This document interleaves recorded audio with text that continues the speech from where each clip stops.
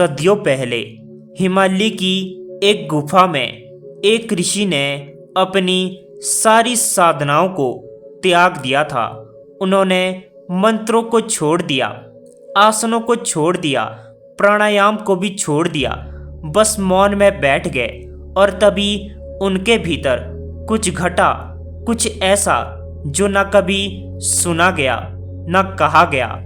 महामौन, वह स्थिति जहां न विचार बचते हैं, न चाहे, न अभ्यास, न ही उद्देश्य, बस एक नितांत मौन जो साक्षी की तरह केवल दिखता है पर कुछ कहता नहीं।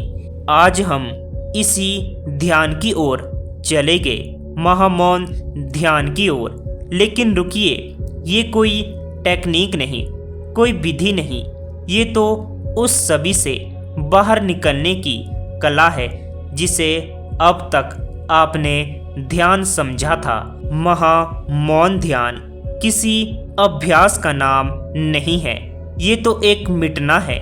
मिटना हर शोर से, हर शब्द से, हर विचार से।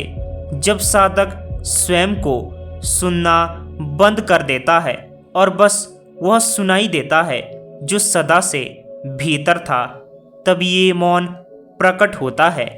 यह ध्यान बुद्ध की दृष्टि में, महावीर की सांसों में, रामकृष्ण की हंसी में और महर्षि रमन के आंखों में था।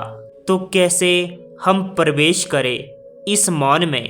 एक शांत स्थान चुनिए, कोई आवाज नहीं, सुखासन में बैठ जाए, जैसे सहज लगे। रीढ़ सीधी हो लेकिन कठोर ना हो। आंखें धीरे से बंद करे। अब सांसों को देखे, छुए नहीं, न उन्हें रोके, न उनका पीछा करे, बस उन्हें आते जाते देखे जैसे बादल बहते हैं। आप पाओगे कि भीतर एक मौन फैलने लगा। वह मौन कोई विचार नहीं, वो मौन कोई अनुभव नहीं, वह मौन आप स्वयं है। शुरुआत में 20 से 30 मिनट तक बैठना उपयोगी होगा। धीरे धीरे ये मौन आपके जीवन का हिस्सा बन जाएगा।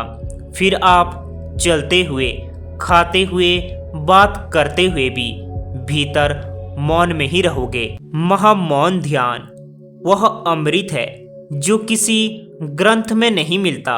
वह केवल आपकी भीतर की गहराइयों में सोया पड़ा है।